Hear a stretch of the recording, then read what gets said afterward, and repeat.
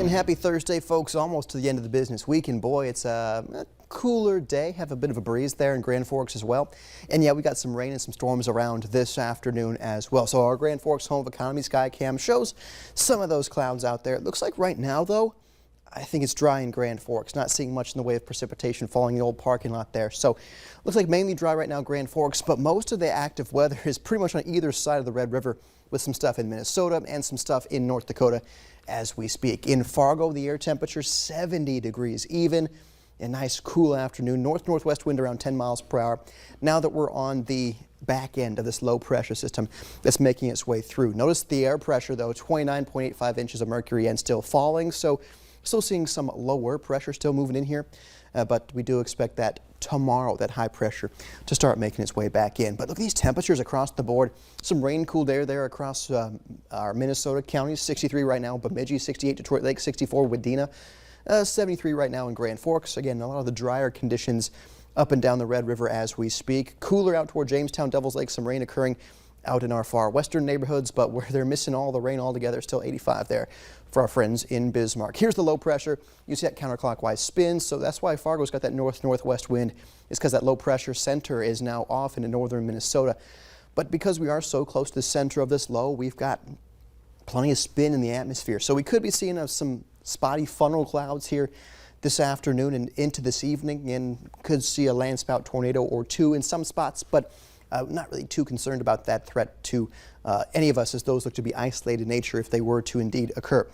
So here's some of the active weather we're seeing northern Beltrami County near Waskish, but then also down into portions of Hubbard and Wadena County. Some more rain occurring there.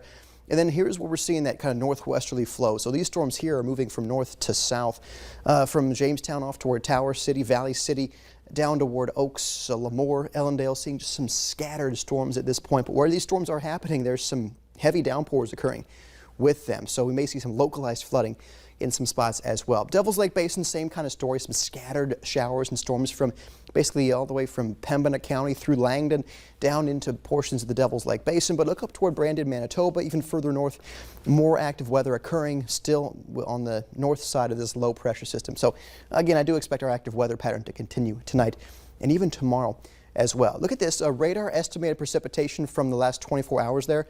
From some areas just down Highway 2 from Devils Lake, radar estimated 4 inches of rain fell in the past 24 hours, with a wide swath of folks in the 1 to 3 inch range of radar estimated accumulation of rainfall. So yeah, definitely some rainmakers making their way through in the past 24 hours. And we do expect, of course, that area to see even more rain here continuing overnight. But you can see there's what we're seeing, the low pressure system continuing to slide its way through. Funnel clouds remain possible. And this is 7:30. Looks like we're starting to see that low pressure move eastwards, so that shower chance in North Dakota moves further toward the Red River as well. And then by overnight, we're seeing the same story with overnight showers and rumbles of thunder.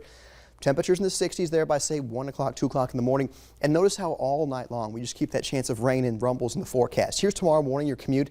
Yeah, we're same story as today. We're seeing some areas with some heavier downpours, some scattered rain showers, some rumbles of thunder there for that morning commute. 60s for most of us to get going on our Friday.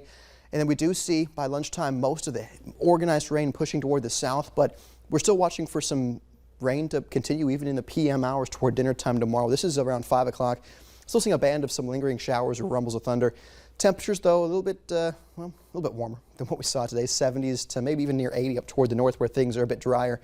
But that north wind we see finally coming in on Friday is that high pressure finally moving in. So I know by sunset tomorrow, it looks like we'll start quieting down just in time for the weekend. Look at this weekend forecast. We're talking mid-70s both Saturday and Sunday. High pressure is in charge, so we're looking dry conditions both days. And we'll just stay mainly dry into next week as well, with 70s and 80s, Stacy, for those high temperatures into next week. Just in time is right. That's right. Thanks, Nathan. Well, now we'll take a look at weather around the world. After months of droughts and heat waves, downpours and storms are slamming France and the UK. While they desperately needed the rain, the relentless sun baked the solid ground, giving the water nowhere to go. The runoff caused flooding in London and sent a river down into the Paris subway.